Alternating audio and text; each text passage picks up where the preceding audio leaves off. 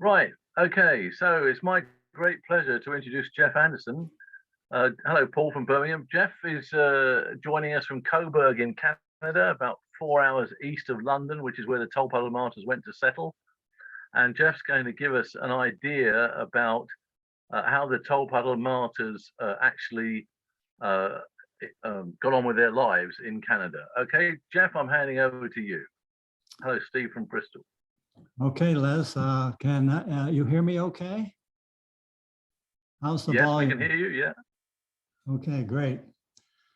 Well, thank you everybody for joining today, and thank you to Les and Ines for helping me through all this. We're going to talk today about the Tolpuddle Martyrs and their lives in Canada. I just have to get used to these controls here, excuse me. Okay, so I really would like to dedicate my portion of this to the memory of Irene Howgate. I don't know how many of you knew her, but she was an intrepid martyr researcher, and in the early days of the internet, she did a lot to help a whole bunch of us with martyr research.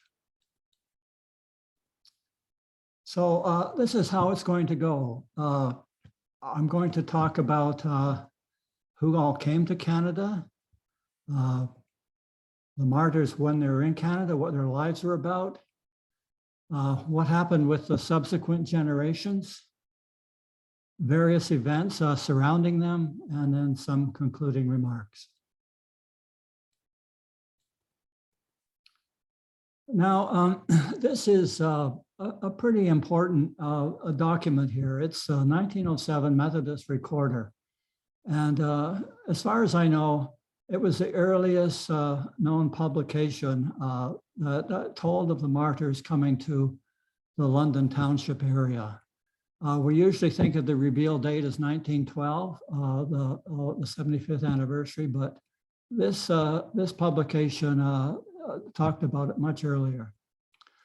The other thing that's interesting about this publication is that it uses the title the Tolpuddle Martyrs. And I don't know that I know of anything that came out using that name prior to 1907. And if anybody does, I certainly would be happy to hear about it. Now, this is the current modern metropolis of London, Ontario. In the foreground here, you see the Thames River. Just one second, guys, I'll get on my if I can.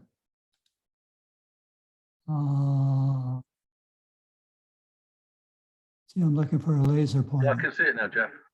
What's I can that? see it, Geoff, yeah. There's a river in the foreground. I can see it. There's a river in the foreground and trees.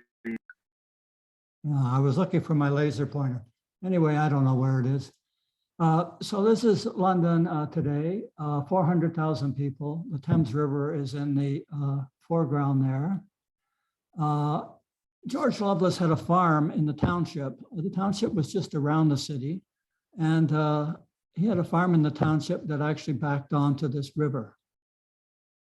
There was also a tributary to this river called Stony Brook Creek, and it's kind of interesting because when George came over to London Township, he was supposedly seeking a Reverend Edmund Stoney, Methodist minister, and Stony Brook Creek actually raises on Mr. and Reverend Stoney's farm.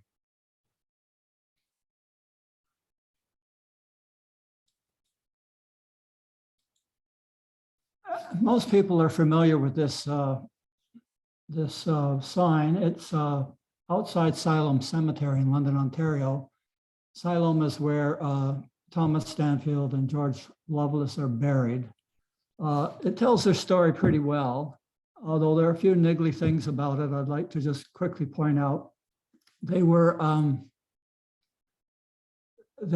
as you know, they really weren't sentenced and convicted of organizing. They were sentenced because of their secret oath that contravened the 1797 Mutiny Act. The other little thing about it is it says they returned in 1837. Well, George returned then, but The others returned in 38, and then poor old James Hammett returned in 39. In addition, down here it says that in 1844, they all came here. Well, they actually came in 2 trips, one in 44 and one in 46, which we'll get into a bit later.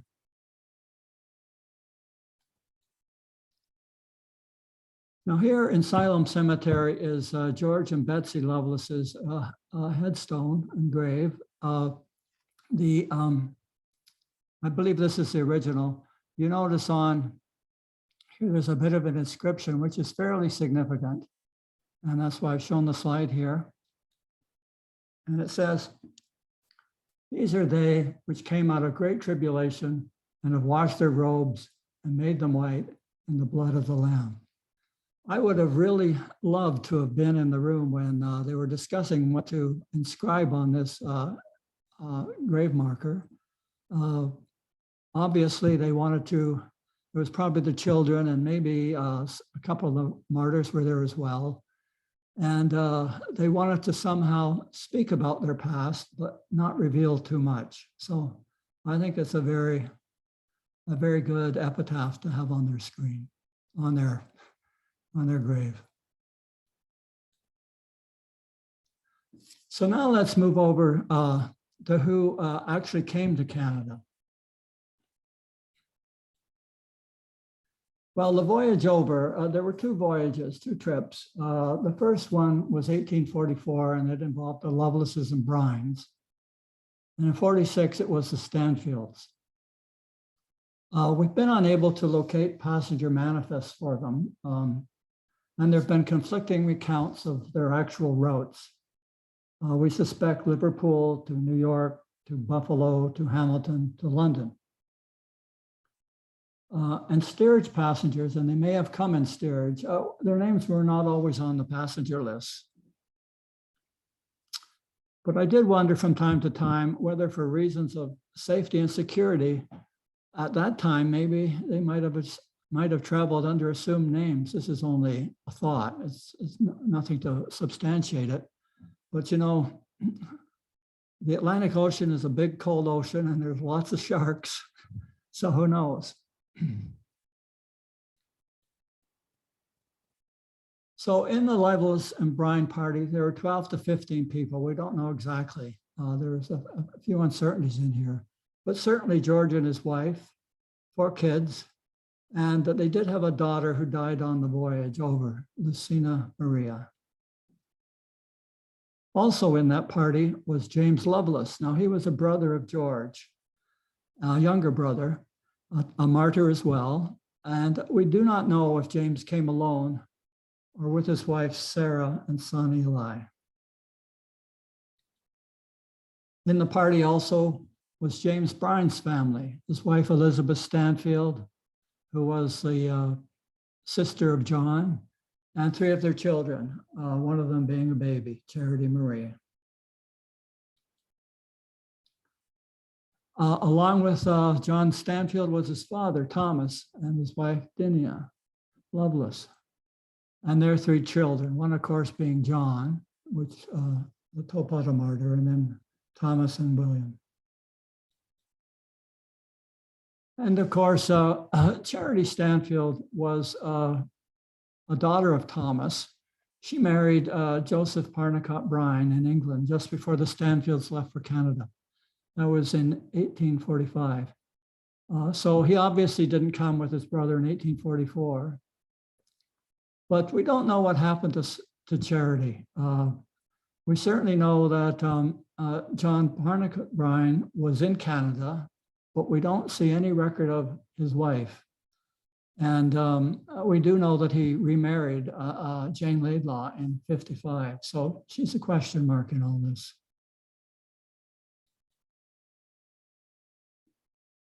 And of course, John Herbert Stanfield came with his wife and their 3 children, Julian, Theophilus, and Charity.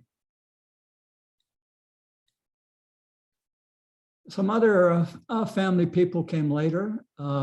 Robert Lovelace was the brother of the Tolpuddle Martyrs, a very entrepreneurial fellow. He got involved in quite a few businesses over here, either as a partner or as a founder. John Lovelace Jr. And John Lovelace Jr.'s brother George also came with some of their family as well. Later, Betsy Lovelace's brother came, Samuel Spracklin and his family. And in 1855, Henry James Bryan, who was the nephew to James Bryan. Now, Henry James was a chronicler, one of the main chroniclers of the Tolpuddle story in the early days. And most of those early accounts relied on notes and his recollections. Later, we had John Lovelace come, the oldest Lovelace boy. He was a brother to the Tolpuddle Martyrs. He was the flax dresser, which people usually refer to him as. And supposedly his wife died at sea, though I don't know anything really about that. And much later, we know of a Sidney Lovelace who came, who was somewhat related to the Lovelace boys.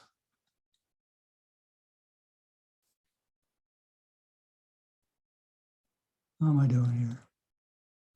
Okay, so what did George Lovelace do while he was here? Well, he came in 44, as I said, and he began farming and pretty soon owned his own 100-acre farm in 1847. Now, George was also an itinerant preacher, and he would go about the countryside exhorting and preaching on a horse. And he did this for quite a while, and that was part of his ministry.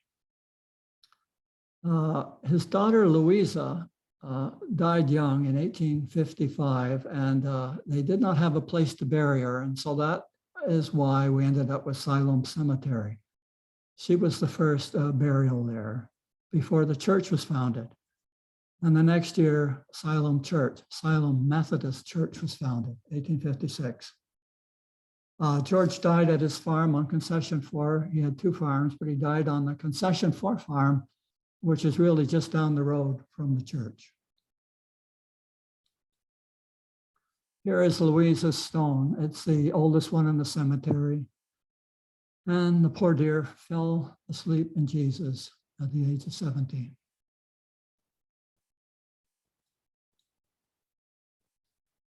The original Siloam Church that was built in 1856 was a wooden structure, and it at some point burned down. And I think the year was 1892. They erected this very fine building. Now, this would have been after the Lovelace Tolpuddle Martyrs had both died, though the other 2 martyrs were alive. But James and George would not have seen this church. It was Siloam Methodist Church. Now, one thing you might not know is that in 1925, the Wesleyan Methodists and some Presbyterians and the Congregationalists all got together and formed their own union and called it the United Church of Canada. So after 1925, this church was Siloam United Church.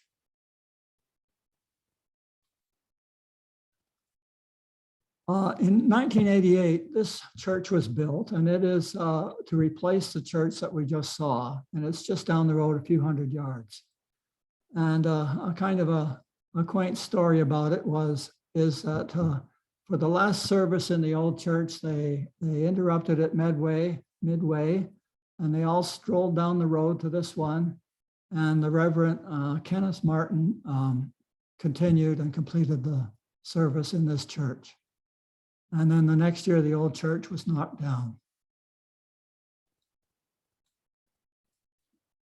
Now, this is a lot of people have seen this picture. It's George Lovelace's frame house on his Concession 4 farm, and it's where he lived most of his life in Canada and where he died. Now, the building has been demolished, unfortunately. It was just down the road from the churches as well. So we get to the next martyr, James Lovelace, and the really big question for us about him is what happened to wife Sarah and son Eli. We have no record of them in Canada after they came, and further, we have no record of them in England after the sailing date. So we don't know what happened with them. I mean, I have seen, and I haven't followed through enough, mainly because of COVID, but there is some conjecture that Eli might have gone to the States because we find a person of the same name, Eli Wesley Lovelace, of the same age, who was fighting in the Civil War. I haven't chased that down yet, though, but will. James, as far as we know, did not own property in Canada. So he came in 1844, and in 1849, he had married Anne Dagg. And where Sarah was, we don't know. For most of his adult life in Canada, he was sexton of the North Street Methodist Church. And here's a picture of that church. A very impressive structure. It burned down, unfortunately, in 1895, and all the records went with it. I really would have loved to have gotten into them and seen what I could have learned about James, because we really don't know very much about him.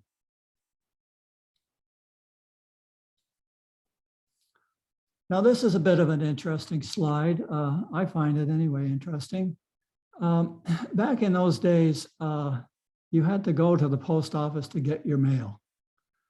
And if you didn't pick up your letters after a fair amount of time, they'd put your name in the newspaper and tell you to please come and get the stuff. And so this is from May 1845. And we see James Lovelace's mail waiting for him. And Mrs. G. Lovelace also has mail waiting for her. I don't know if they ever picked it up or not, but I sure would like to read the letters. Anyway, I often wondered whether this letter for James might be from his wife, Sarah, who might have been back in England. I don't know, just a thought.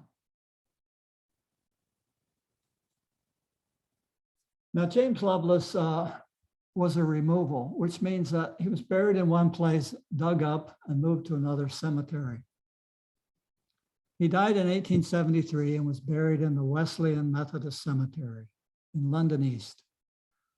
The next year, he and a whole bunch of other people, a few hundred, were moved and reinterred in Mount Pleasant Cemetery. And he lies there still in an unmarked grave.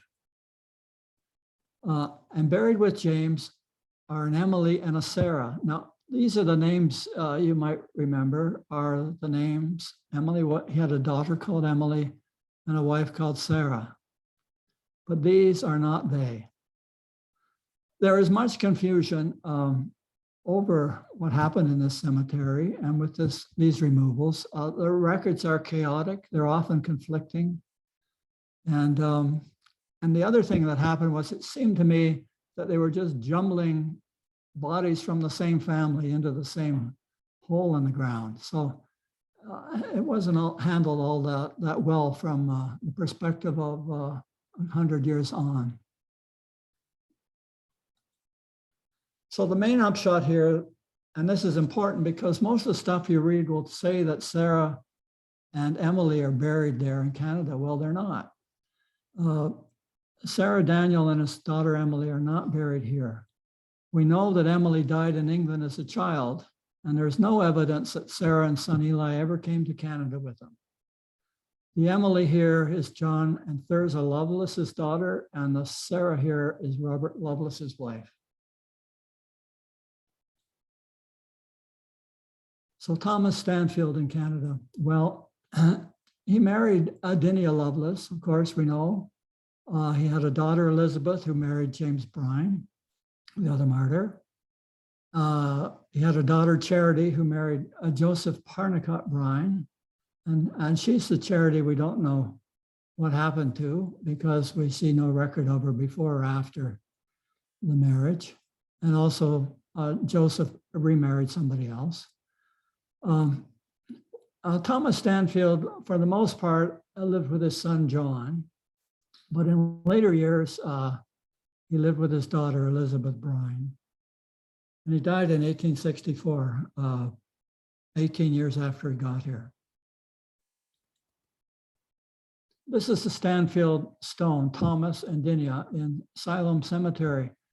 Now, the stone looks fairly new, relatively speaking. And it's because in the 1970s or so, late 60s, 1970s, people started looking for all these gravestones, burial places for the martyrs, and they couldn't find his. Well, Alan Talbot was a researcher who, in the day, who ended up going through church and cemetery records and determined that Thomas was buried in Siloam. And interestingly enough, it was right beside his old friend, George. So George Lovelace and Thomas are buried side by side. Mind you, Thomas died earlier, so he would have been in there before George came in 1874.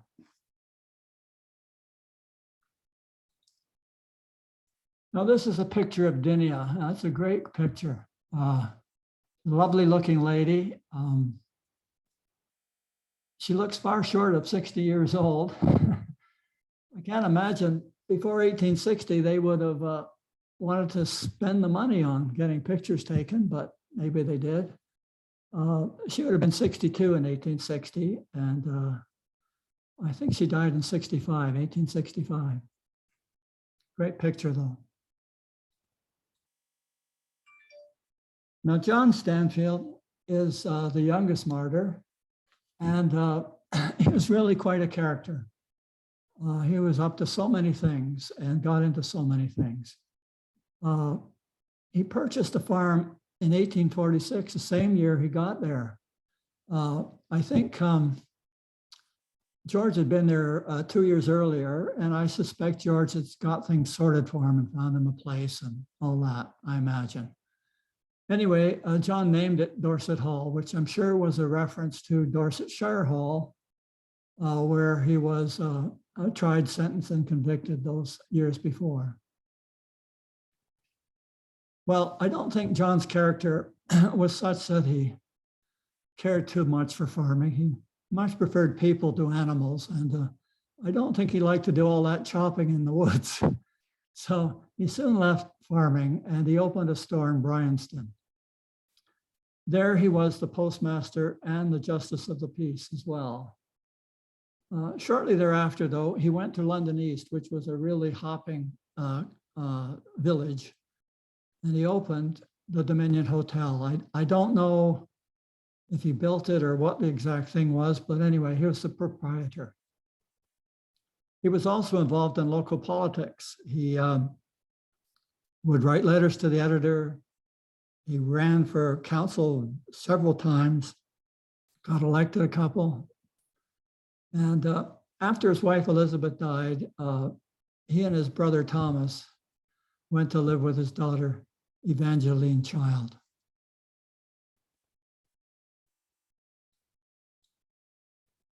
Now here's John and Elizabeth. I love this picture. There's John slouching about. He seems like a mischievous contrarian. I can only imagine his wife Elizabeth was telling him to sit up straight, and he was having none of that. Anyway, it's a great picture, and I think out of all the martyrs, if I was to have the privilege or an opportunity to go to lunch with any of them, I think this is the one I would pick. He was a very outgoing fellow and very colorful. So here's the Stanfield gravestones in in Mount Pleasant Cemetery. It says on it here, Tolpuddle Martyrs, over here and here. And that was put on around 1970 when they started looking for all these graves. They found them. There was no reference to them being martyrs, and so the descendants at that point had that put on.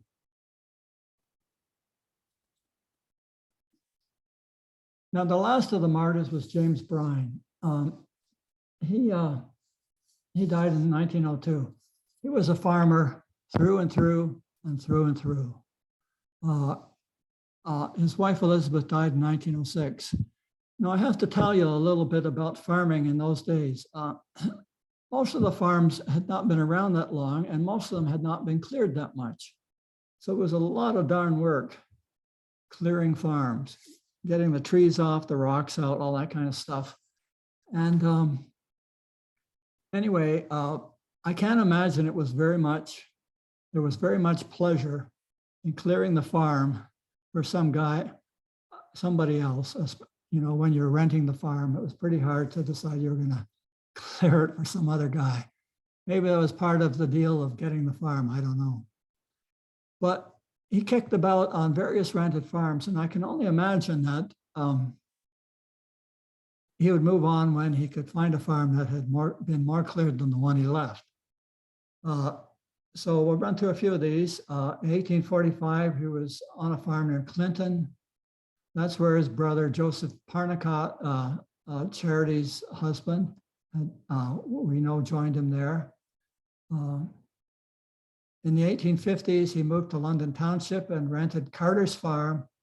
And this is where his nephew, Henry Bryan, found him in 1855. Henry, again, as I said, was the fellow that chronicled most of the early history of the martyrs in Canada. In 1860, he rented another farm in West Missouri, on the West Missouri Township line. 1863, back to London Township, another farm, maybe fewer trees. 1868, he moved away from London to not too far down the road, but to Blanchard Township in Perth County. And hallelujah of hallelujahs, in 1873, at the age of 61, James became a landowner in Blanchard Township near St. Mary's. What a great day that must have been. This farm was eventually taken over by his son, John, and then by his grandson, James. James sold it in 1970 when he retired. So the farm was in the family for a good century. Now here's the house that they built on that farm. I think that's a pretty impressive structure, brick, 2 stories. I think if it was built around 1880, I think if they'd sent that picture back to England, people would have been pretty impressed. They'd have said, wow, way to go, James. Anyway, I don't know who those folk are in the picture, and I don't actually know when this picture was taken. Wasn't them though. Now here's the gravestone for James and his wife, Elizabeth. The interesting thing about this picture is the tree in the background is a sycamore tree, which the descendants planted because in memory of the martyrs, in memory of James and Elizabeth, because this is the tree the martyrs held their meetings in Tolpuddle under.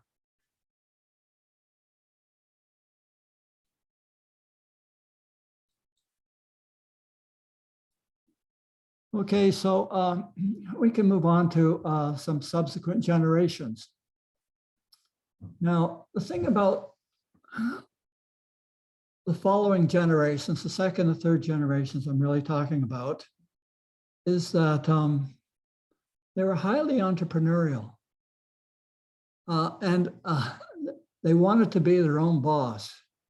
And I suspect a lot of that came from the martyrs. I can only imagine that was instilled to them to not work for anybody else. So that's conjecture, but it's remarkable how many of them displayed an entrepreneurial spirit. So in these subsequent generations, looking at the second generation, which would be the martyrs' children, and then looking at the third generation, which would be the grandchildren, you see 3 and 13 for George, none for James that we know of. Thomas Stanfield comes in at a small number, but 2 and 7, but that's only because I haven't counted. Some of his grandchildren and children are actually in the John Stanfield and James Bryan family. So I didn't want to count them twice. John Stanfield had 7 and 21. And James had 11 children, actually. 10 survived, and 38 made it into the 3rd generation. And so there you see over 100 descendants in 2 generations from these guys. And James Lovelace didn't even help. So 4 of them did all this work. I think they were much better at that than they were at sticking things up the noses of the British aristocracy. Anyway, it's quite something. And there's lots of relatives and ancestors over here, quite a few, and going on into the 4th, 5th, and 6th generations. So for George Lovelace's progeny, well, the 3 boys remained in farming. Robert and George split their father's concession 9 farm, and Thomas inherited the concession 4 farm. The 3rd generation, however, the entrepreneurial spirit came out, and they became merchants, tobacconists, grocers, that sort of thing. And we know that various of their generations migrated west.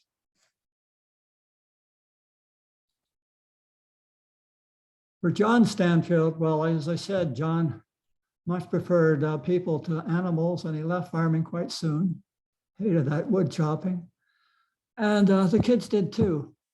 They became merchants, coopers, hoteliers, managers, grocers, salesmen, business owners. And we know with them also various generations moved out west.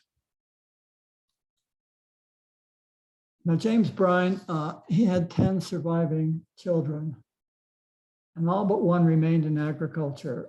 Some went on to his farm, on to other farms. The women married farmers. They're very much a farming family. And also with them as well, various moved out west. In those days, a lot of people went out west, mainly because you could get land out there. And in Ontario, as you got into after the homesteading, 2 and 3 generations down, there wasn't enough farm for everybody, and a bunch of them had to go looking for new land, and they found that out west. So we'll talk about some of the entrepreneurial stuff here. So this would be George Lovelace. You notice on the cart there, it says Lovelace's Groceries, I think, or Grocers or something like that. So that would be his business. This is probably from the 1890s. George was the grandson of the martyr George. I imagine he was born around 1870, I think. I don't know who's on the horse, and I don't know who the horse is either. But anyway, it indicates some of their entrepreneurial spirit. And here we have Hugh Lovelace. He was a tobacconist, and in this little ad, he's basically saying, if you're in need of a good walking stick, he's your man. And he was the son of Theophilus, I believe. This is an 1895 advert. That would be in London East. Now, this is quite interesting, this one. This is the new Temperance House, London, Canada West, James Lovelace. Now, this is 1851. So James was over in 44. He got married in 49 to Anne Dagg, and he was in the city now, apparently associated somehow with this new Temperance House. Now, a Temperance House, as I understand it, was basically a hotel, rooms and stabling and stuff. And they didn't have a bar where you could get drunk. It's pretty much what it was. The CW on here is London CW was Canada West. This was before Confederation in 1867. And Canada at this time, 1851, was a province. It was called the Province of Canada, and it was essentially the western part was Ontario, and for the most part, the eastern part was Quebec. And so it was referred to as Canada West. I don't think this enterprise lasted too long. Now here's John Stanfield's store in Bryanston around the 1860s. Pretty impressive place, I'd say. Everybody's got their finery on. They got all the rolling stock out. He's put up with a few horses, mainly because they're pulling his carts. And I got a feeling his store is the one at the end. I can't imagine he's got that other building as well, though I don't know. I would love to know what that flag is up there. I've not been able to determine that. But anyway, a lot to be proud of and a lot of great accomplishment in very few years and highly entrepreneurial. And this is where he would have had his post office and somehow carried out his justice of the peace duties as well. Okay, so I told you that at some point he moved into London East and started up the Dominion Hotel. At least he was the proprietor there. In this particular yellowed portion here, you notice that H. Stanfield proprietor, that would be Herbert, his son. So I know I've seen these typical ads with John Stanfield's name on here, but this one happens to have Herbert's. I know they were in it together somehow. Again, it says London East. But the thing I like about this is capitalistic Methodism at its best. Here we have these staunch Methodists, and they've got this hotel right next to the race course where there's all sorts of betting going on. I mean, you can just imagine what it was like there. And the bar is well supplied with choice wines, liquor, cigars. Well, anything you want, baby, you can get here at the Dominion Hotel. Yeah, they were very entrepreneurial Methodists, let me say.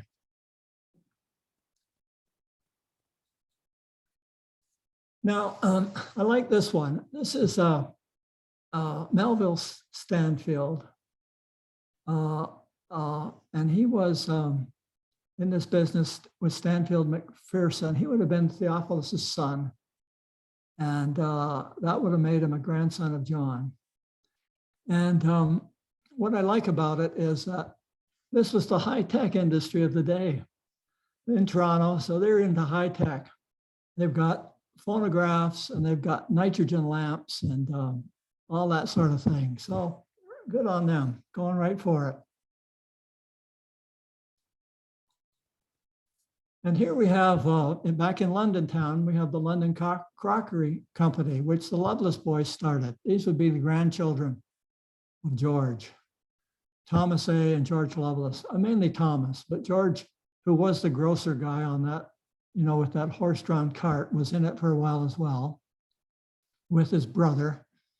And you look at this thing, 1923, it's pretty impressive, eh? Look at that.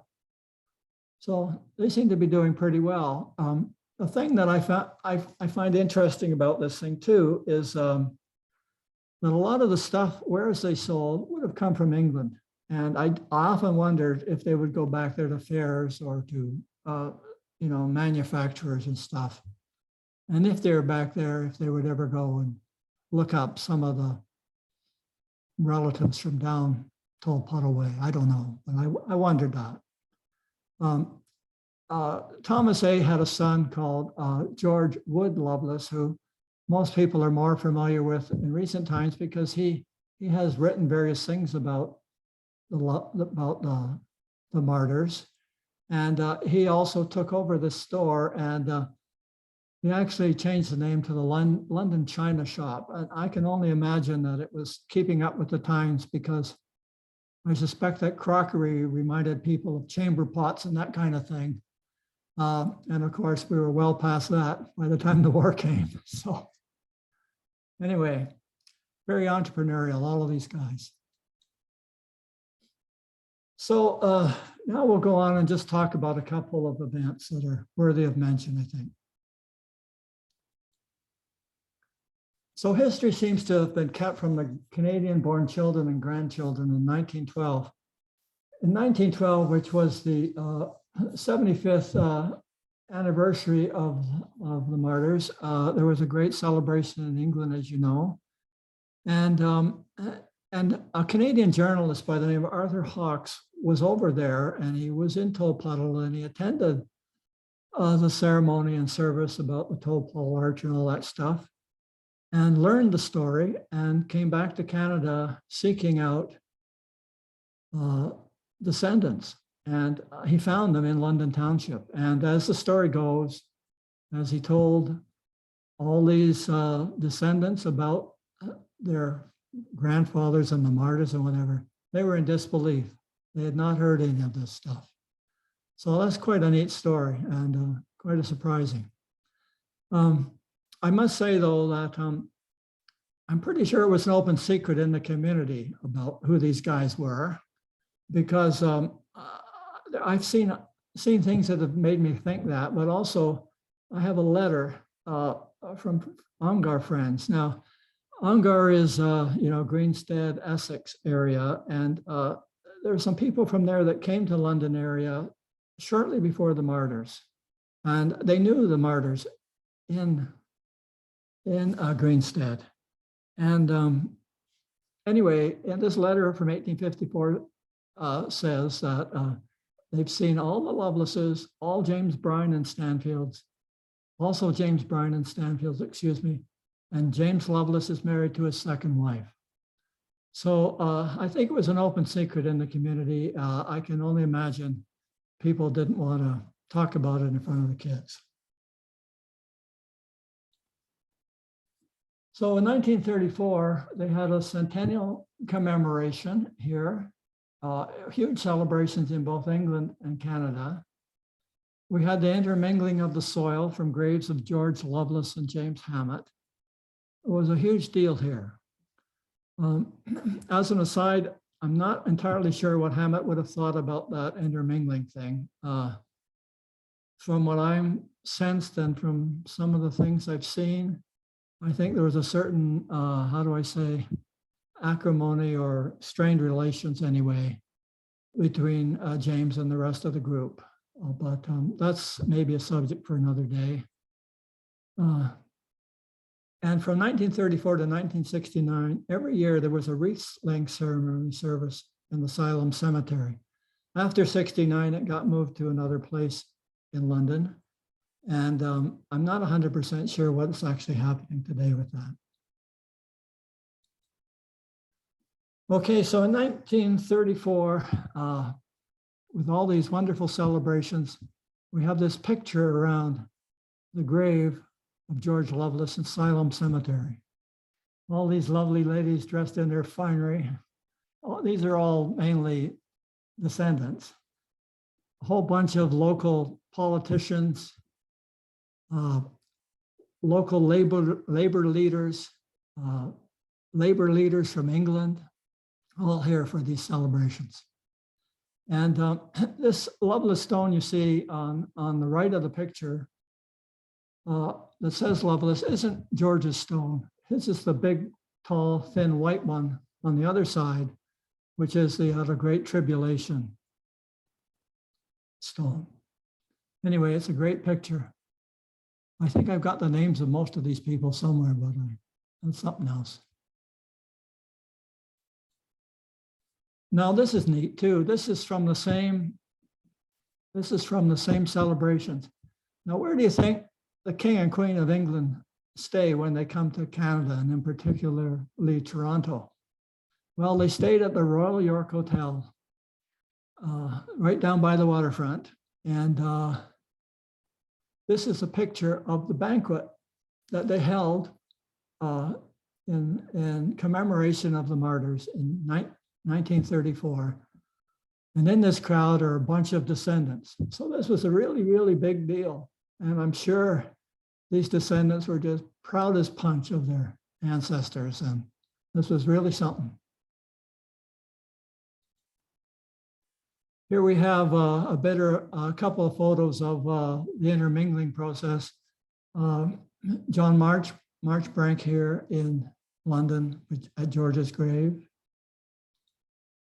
And here he is again, returning the favor in Tolpuddle for James Hammett. I have read that there was a small screw up with the soil. I think it was in the Dorchester Echo, actually, I read it some years ago. But anyway, all's good. They got it sorted out, and makes for great theater as well. Well, some concluding remarks. Well, the Martyrs would be happy with how life turned out for them and their families in Canada. And I think they would think of themselves as those who endured and overcame rather than as martyrs in the real sense of the word. And if I may, on their behalf and on behalf of their descendants, I would like to thank you, England, for sending them to Canada. Now, the main source of information here is from this book, The Martyrs of Tolpuddle, Settlers in Canada. And if you want to read more about this stuff or look at some of these pictures in more detail, you can get a free download at Tolpuddle Martyrs in Canada.ca. Anyway, therein endeth the talk.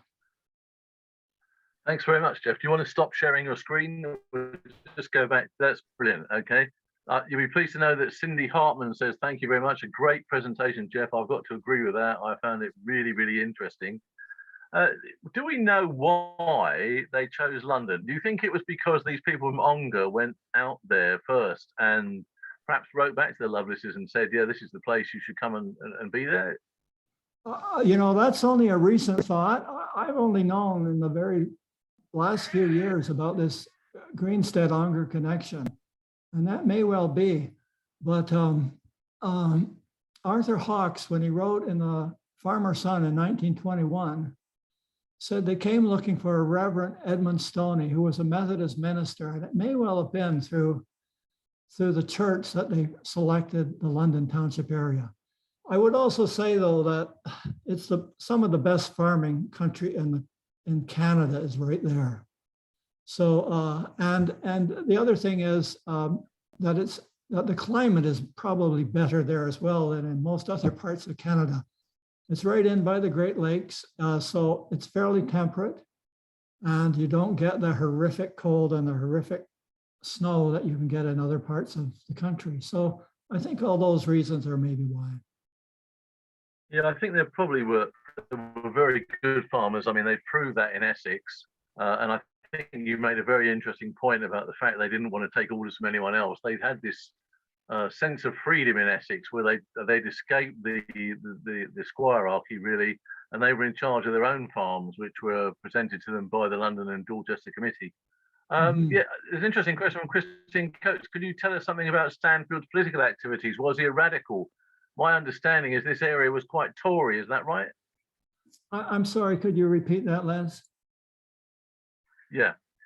This is a question from Christine Coates. Can you tell us more about Stansfield's political activities? Was he a radical? Oh, no, I don't think, from what I've seen and heard and read, I think he was a sympathizer. I certainly think he was a sympathizer with working guys, but I don't see him taking part in anything of a political nature. I think he had enough of that personally. Yeah, I read that this area was hugely Tory. Would that be right in that second half of the 19th century? Yeah, a lot of the troubles in that regard happened just before they got there, the 30s mainly. There was a rebellion and whatnot, and so they got there after that. I don't think it was, too politicized any one way or the other. But having said that, I'm really not a big expert on that, but I just have not had that impression. Okay. Paul Webster would like to know what a concession farm was. I'd quite like to know the answer to that as well. Oh, well, the townships here were divided into concessions. First concession, second concession, third concession, fourth concession. They were roads. They were concession roads, but if your farm was in the fourth concession, you were on that land between the fourth concession line and the fifth concession line. And the farms were pretty much originally all carved up into 200-acre lots. So he would have been on one of these farms. Now, as you got, the original homesteads would have been 200 acres, and we referred to them as concessions just because we didn't know what else to call them, I guess. That's where they were on the surveyor's map. And so did George Lovelace buy these farms? What's that? did George Lovelace buy these farms? Yes, he eventually purchased them, but there were schemes to purchase. You could lease somehow. You could lease the farms and work the farms. I'm sure there were also deals where you could before you actually bought it, you could get on the farm and run it if you were going to clear a bit. But no, he purchased them. I've got the purchase agreements for these farms. So does that mean when Lovelace had two of these that he was quite a successful farmer? Who was? You said that George Lovelace had two. He had one in the 4th concession, I think, and one in the 9th concession. Yes. Does that make him a successful farmer then in Canada? Oh, I think so. But I also think he probably had boys that were farmers too. And so I think that made a big difference to what you could get done. Yeah, I think they're pretty hardworking people. And as I said, that second generation of boys, that his sons all stayed farmers. So. Okay, Andy Linnington would like to know, what was the state of trade unionism in Canada when these martyrs arrived? Was it still nascent? It was nothing like Britain. There were from time to time, not to say things were great here, but there wasn't the union strength and the militancy wasn't there. From time to time, we would see in Canada, riots over these sorts of things, but I don't, there never was a government that we would have called a Labor government. It would have been a Liberal government or Conservative government, throughout Ontario anyway. And I don't think that the unions were very strong in those days.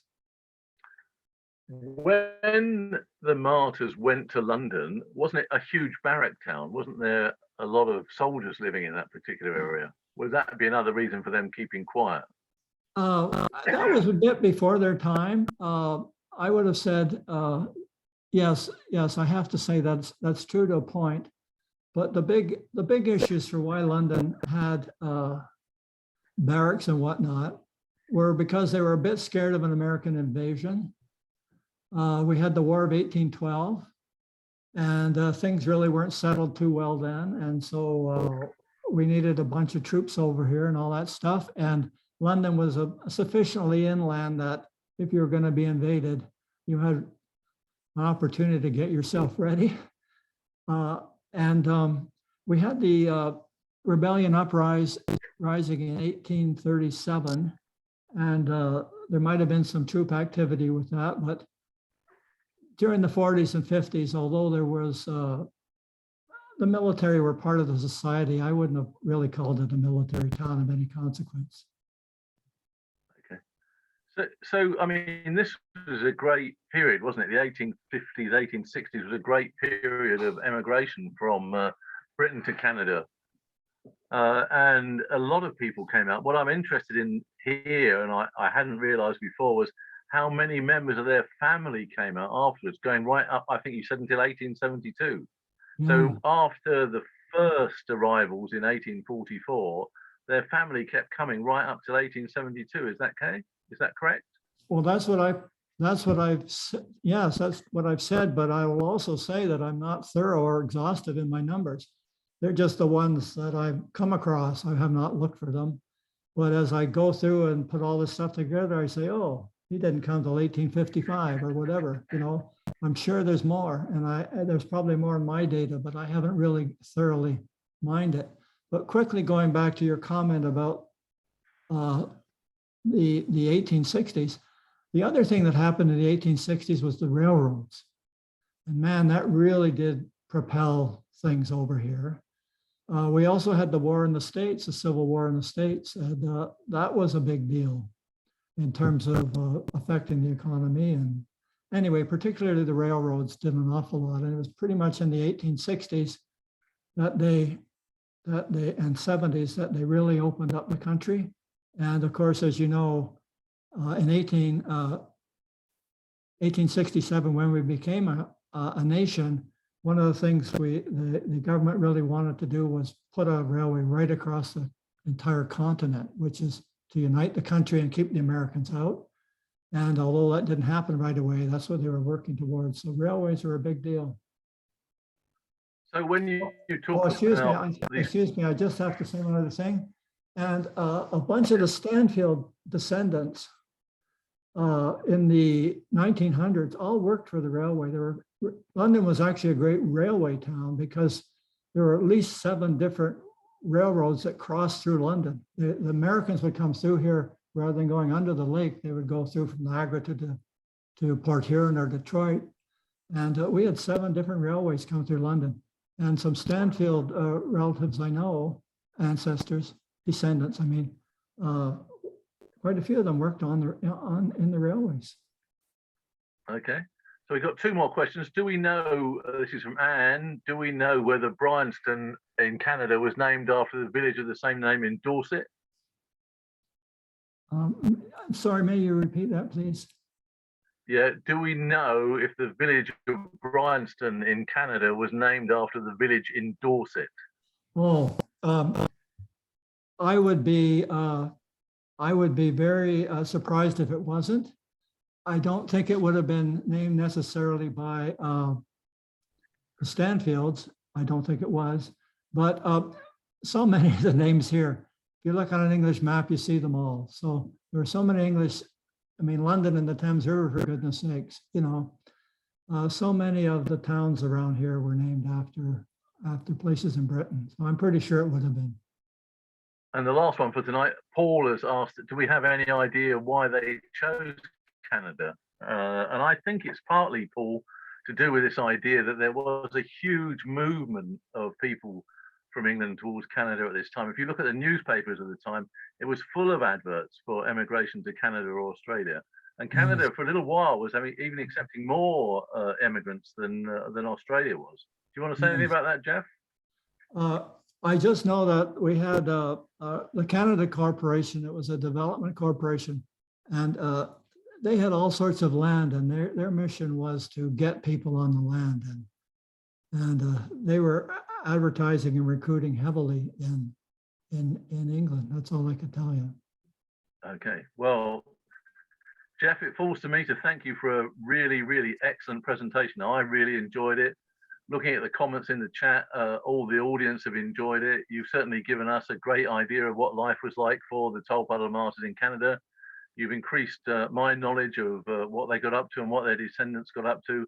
And I'm very, very grateful for you giving up your time. So thank you very much. And thank you to Innes for doing all the stuff backstage, as it were, running this for us. We're very grateful to you, Innes. So thank you very much indeed. And thank you to everyone who's turned up on this very cold and wintry evening. And when there isn't a Radical History School in January, we're having a break for a month, but we will be back in February. And in February, we're going to talk about the Spanish International Brigade in the West Country. And we've got Jim Jump, who is the chair of the International Brigade's Memorial Trust, who's coming to talk to us about Spanish International Brigade volunteers from the West Country. So I look forward to seeing you. You can put the date in your calendar now, Tuesday, the 1st of February. So thank you very much, everyone, for turning up tonight. Thank you, Geoff, again. Thank you, Innes. Geoff, we'll be in touch again. Thank you so much. Enjoy the rest of your day. Thank you. Good night. You guys too. Bye.